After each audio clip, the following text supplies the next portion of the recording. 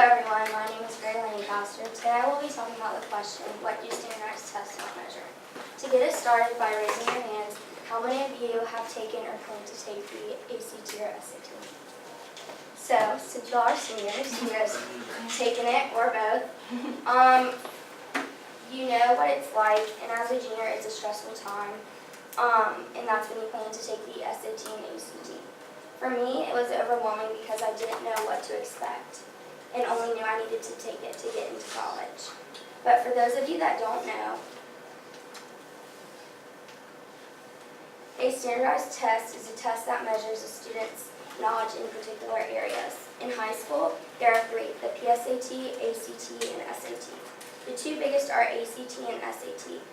The ACT tests students in the following subjects: math, science,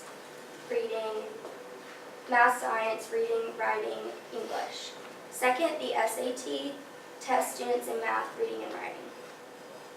It also measures students' subject-specific knowledge and performance across the state. The SAT was created in 1926, and the ACT was created in 1959. Harvard began requiring the SAT of all applicants in 1935. Most colleges and universities followed Harvard's lead. As the ACT website states, colleges use ACT test score reports in making decisions about admissions and course placement and advise students throughout the enrollment process. So colleges consider the SAT and ACT scores. Standardized tests have never been my friend. Those of you that don't know, I'm dyslexic, so standardized tests and regular tests have never been my strong suit. Last year, I, along with y'all, took either the ACT or SAT or both. I got very frustrated because I never got the score I wanted. I did okay, but I wanted to do better. I got a tutor and spent hours every week trying to prepare for the ACT. I took the ACT 3 times, and the score didn't reflect my work ethic, which leads to what are the disadvantages of standardized tests.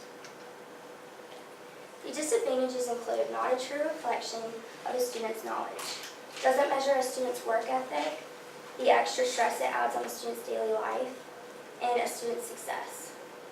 For me, I have extended time, so I would start at 8 a.m. and get out around 2:30 p.m. It was mentally draining. I can't speak on behalf of all other students, but it takes a good amount of time. The fact that this test is basically a test of intelligence, I believe, doesn't exhibit a student's full ability and character. New York Times writer Michael Wilner tests anxiety is a real phenomenon, and that those tense hours in a stale-air gymnasium aren't reflective of a student's work ethic or aptitude. A select number of students recognize that angst earlier on, and they fight the test as a point of pride. Colleges should look for the same things like classes, GPA, and extracurriculars. Colleges just need to get rid of standardized tests or make them all optional. A student's standardized test score should not determine their acceptance to a college. There is so much more to a person besides their scores. Some universities do not require the SAT or ACT, including Wake Forest University, George Washington University, and Harvard University. Wake Forest University admissions stated, "We just think that the measure of your intelligence and potential requires a deeper dive. It's about life experiences, aspiration, work ethic, engagement, and all of what makes you who you are." That's why we believe so strongly in the interview process. Numbers rarely tell the whole story. The Wake Forest admissions is on the right track and wants to see what makes you who you are. Why do we care? You should care because it's your future and generations to come. Standardized tests are not gone yet, but could be potentially in the future. Students should care about getting into college based on the right reasons, because one test doesn't exhibit all of your capabilities. Another point is it increases diversity, which is a good thing, so you can all learn from each other. Wake Forest University admissions stated, ethnic diversity in the undergraduate population increased by 90% from fall 2008, the final year in which scores were reported, to the fall of 2017. Many students, along with myself, would rather apply to some colleges where the SAT and ACT are optional. In 2015, George Washington University went test optional, leaving it to the applicants to decide whether to include the SAT or ACT results in their application. LeBlanc stated, "The school has been a more diversified pool of applicants. As other schools have reported, we see the world more broadly. The ability to not let standardized tests determine the outcome is huge.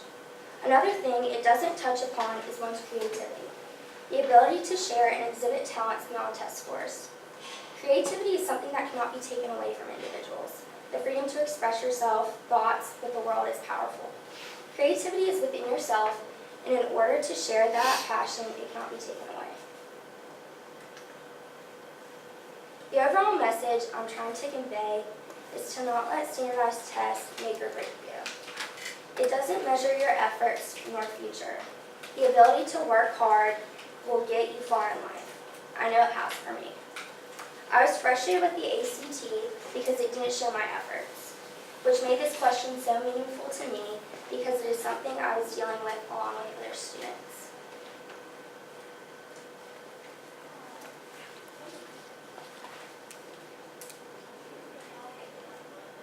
So that is the end of my presentation, but whether you're an underclass, well, all y'all are underclassmen, but it doesn't matter. Just keep working hard and do what makes you happy, and a test score doesn't define who you are. And yeah.